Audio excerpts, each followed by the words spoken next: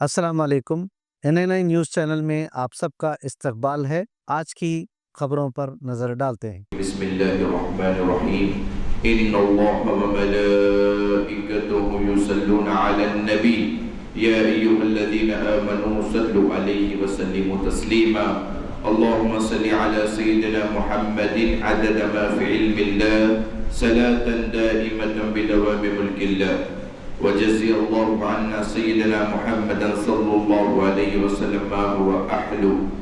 بسم الله الرحمن الرحيم وما أرسلناك إلا رحمة للعالمين صدق الله العظيم وصدق رسوله النبي الأمين الكريم ونحن على ذلك لمن الشاهدين والشاكرين آمين والحمد لله رب العالمين۔ مالک کیا خدا نے اسے دو جہان کا، مالک کیا خدا نے اسے دو جہان کا، ایسا کوئی رسول بھی ہے عز و شان کا، ایسا کوئی رسول بھی ہے عز و شان کا۔ مسند لگی ہوئی ہے میرے بادشاہ کی، مسند لگی ہوئی ہے میرے بادشاہ کی، اس جاں جہاں نہ دخل ہو وہم و گمان کا، اس جاں جہاں نہ دخل ہو وہم و گمان کا۔ تعریف آپ کی نہ کرے ہم تو کیا کرے، تعریف آپ کی نہ کرے ہم تو کیا کرے، یہ تو غذا ہے دل کی مزہ ہے زبان کا، یہ تو غذا ہے دل کی مزہ ہے زبان کا۔ مالک کیا خدا نے انہیں دو جہان کا، ایسا کوئی رسول بھی ہے عز و شان کا۔ عرش پہ جانا جا کر آنا سب کے بس کی بات نہیں، کنکریوں سے کلمہ پڑھانا سب کے بس کی بات نہیں، کھارا پانی میٹھا کرنا اور چھڑی روشن کرنا، صحرا میں گلزار اگانا سب کے بس کی بات نہیں، جابر کے گھر مردہ بچوں کو پھر سے زندہ کرنا، کھائی ہوئی بکری کو پلٹانا سب کے بس کی بات نہیں۔ مالک کیا خدا نے انہیں دو جہان کا، ایسا کوئی رسول بھی ہے عز و شان کا۔ چھوٹی نماز عصر علی کی میرے نبی نے پڑھوائی، ڈوبے سورج کو پلٹانا سب کے بس کی بات نہیں، ڈوبے سورج کو پلٹانا سب کے بس کی بات نہیں۔ حضرات کرام، آپ سبھی جانتے ہیں کہ یہ بڑی مسرت کے ساتھ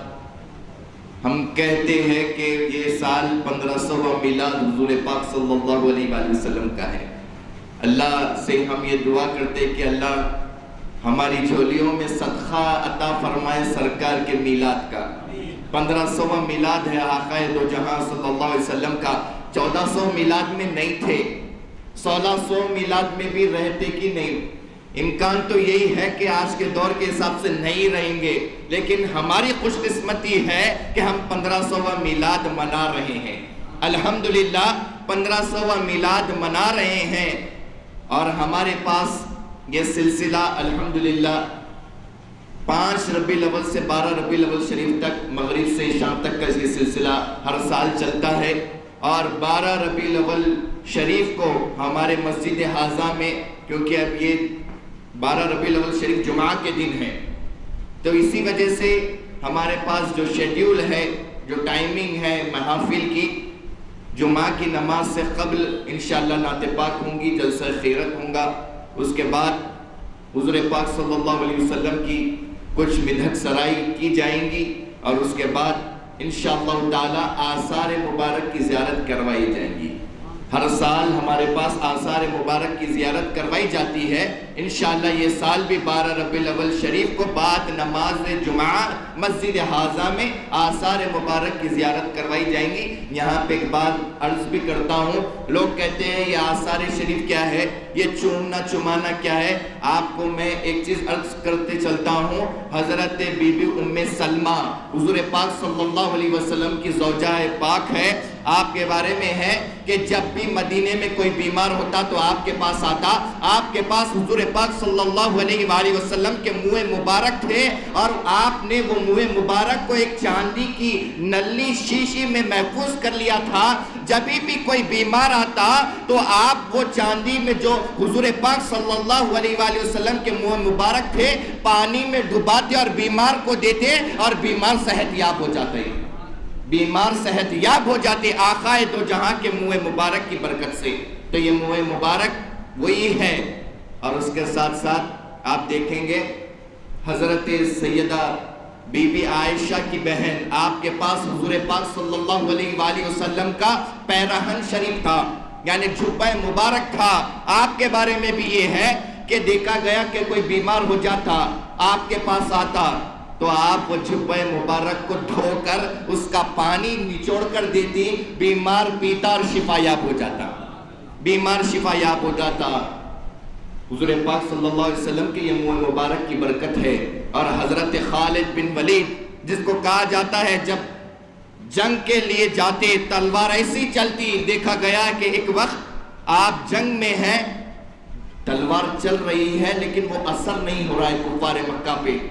حضرت خالد بن ولید کے زوجہ دیکھے گھر میں حضرت خالد بن ولید جو ٹوپی ہمیشہ جنگ میں لے کے جاتے وہ یہ بار نہیں لے کے گئے۔ معلوم یہ ہوا کہ خالد بن ولید جو ٹوپی پہن کے جاتے وہ ٹوپی کے اندر حضور پاک صلی اللہ علیہ وآلہ وسلم کے منہ مبارک سیاہ کرتے ہیں۔ اسی لیے خالد بن ولید فرماتے ہیں جب میری ٹوپی میں منہ مبارک حضور پاک صلی اللہ علیہ وسلم کے ہے، اس کے صدقے مجھے ہر جنگ میں کامیابی ملتی، کامیابی ملتی منہ مبارک کے صدقے۔ بات لوگ کہتے ہیں، اعتراض کرتے ہیں لوگ، بھائی یہ کہاں سے نکال کے لے کے آ رہے ہوں؟ منہ مبارک، گیسو مبارک، یہ حضور پاک صلی اللہ علیہ وآلہ وسلم حج وداع کے موقع پر حضور نے اپنا حلق کروایا، یعنی آپ بال ترشوائے اور حضرت ابو طلحہ کو بلایا، فرمایا کہ ابو طلحہ یہ لیو اور جتنے صحابہ ہیں ان صحاب تمام میں میرے یہ منہ مبارک اور یہ میرے بال مبارک گیسو مبارک تقسیم کر دو۔ حضرت ابو طلحہ آئے، کہنے لگے یا رسول اللہ سارے تقسیم کر دیا لیکن ابھی کچھ لوگ باقی ہیں، کچھ صحابہ باقی ہے۔ حضور پاک صلی اللہ علیہ وآلہ وسلم پھر سے آپ یہ جانب کے آپ کے گیسو مبارک کروائے، اس کے بعد تمام صحابہ کرام میں تقسیم فرمائے۔ یہ چلتے چلتے صحابہ سے آج ہمارے یہاں تک پہنچے ہیں، یہاں تک پہنچے ہیں۔ حضرت ابو طلحہ نے بانٹا میرے سرکار کے گیسو، مریضوں کو شفا دیتے میرے سرکار کے گیسو، مریضوں کو شفا دیتے میرے سرکار کے گیسو۔ یہاں پر منہ مبارک کی زیارت ہر سال کروائی جاتی ہے انشاءاللہ تعالی۔ یہ سال بھی بعد نماز جمعہ مسجد حاضرہ میں آثار مبارک کی زیارت کروائی جائیں گی۔ اور اس کے ساتھ ساتھ 14 سپٹمبر جلوس کا جو ہم کو تاریخ ملی ہے تمام علماء مشاہد کی طرف سے اور ہمارے جتنے اس ملک کے خدمت گزار ہیں، کارکن ہیں، ان سب کی طرف سے جو ڈیٹ ہمیں ملی ہے وہ 14 سپٹمبر ہے۔ تو ہمارے پاس ہر سال الحمدللہ جلوس بھی نکلتا ہے اور بڑا ہی پیسفل جلوس نکلتا ہے۔ میں اس بات کی آپ کو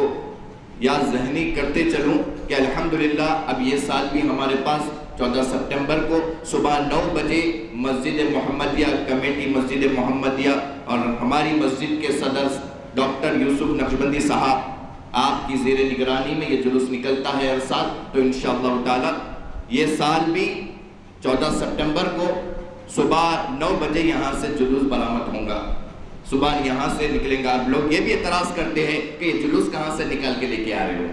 یہ جلوس کہاں سے نکال کر لے کے آ رہے ہوں؟ حضور پاک صلی اللہ علیہ وسلم جب مکہ مکرمہ ہجرت کر کر مدینہ منورہ تشریف لے کر گئے تو دیکھا گیا کہ تمام مدینے کے لوگ حضور پاک صلی اللہ علیہ وآلہ وسلم کو جلوس کی شکل میں لے کے گئے اور طلع البدر علینا کی صدائیں گا رہے تھے۔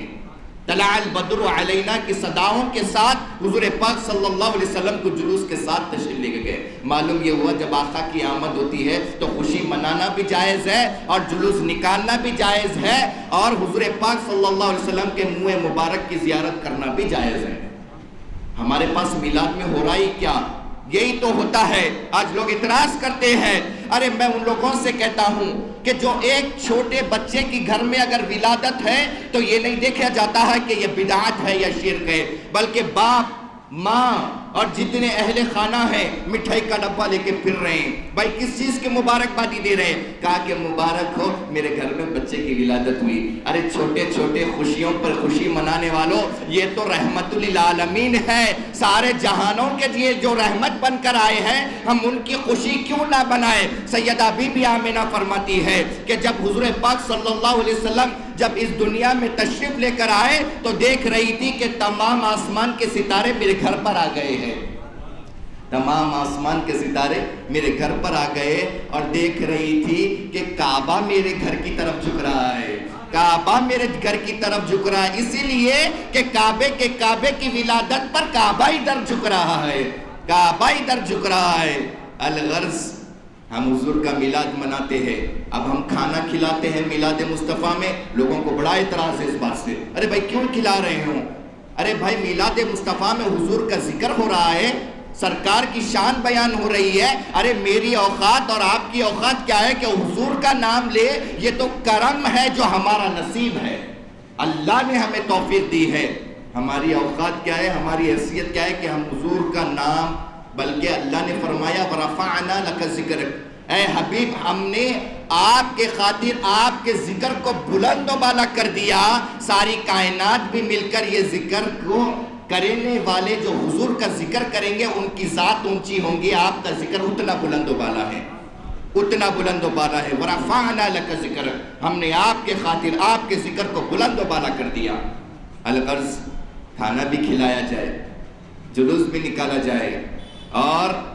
حضور پاک صلی اللہ علیہ وسلم کے جلسوں میں شریک بھی ہوا جائے، لیکن اس کے ساتھ ساتھ ادب کا خیال ضرور رکھا جائے،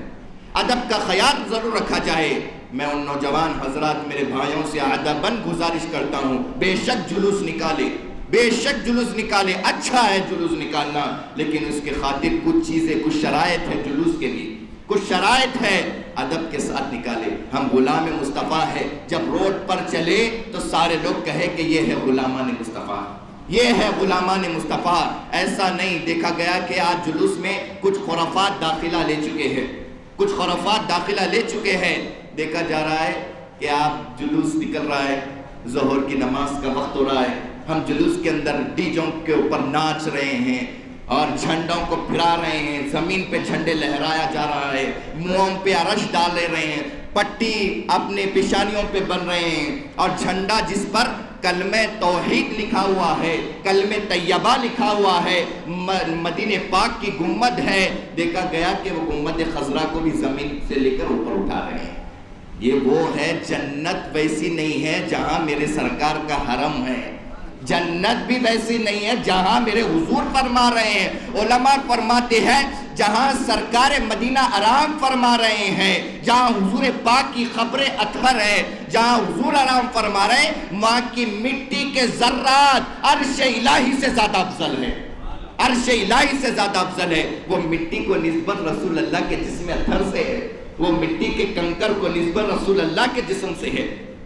الغرض ادب کا ضرور خیال رکھے، ڈی جے استعمال مت کرے، ناچ گانا جلوس میں استعمال مت کرے، پیسفل کے ساتھ ایک جٹ ہو کر نعرے رسالت کی گونج گاتے ہوئے آگے آگے جلوس میں بڑھے۔ ایسا نہ کرے کہ کل کے دن لوگ انگلی اٹھا رہے ہیں، دیکھو اہل سنت والے دیکھو ناچ رہے ہیں، یہ اہل سنت جو ہے اسپیکروں پہ بلکہ ڈیجوں کے ساتھ نوجوان حضرات یہ خرافات کر رہے ہیں، بائک لے کر نکلے، لوگوں کو تکلیف دیتے ہوئے، لوگوں کو تکلیف نہ دے۔ ہمارا اسلام یہ چیز نہیں سکھاتا ہے، ہمارے اسلام کی تعلیمات نہیں ہے۔